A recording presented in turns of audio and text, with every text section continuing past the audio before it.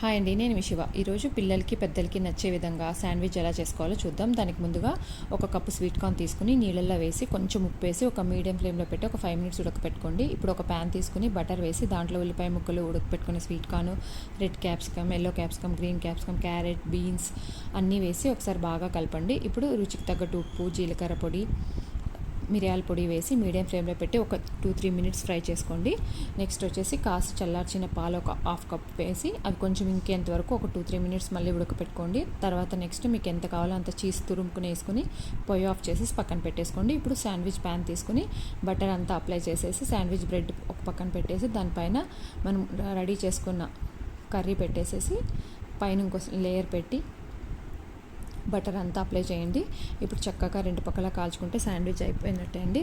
Tea తాగుతాను పిల్లలకి, పెద్దవాళ్ళకి అందరికీ బాగుంటుంది. తప్పకుండా ట్రై చేసి ఎలా ఉందో చెప్పండి.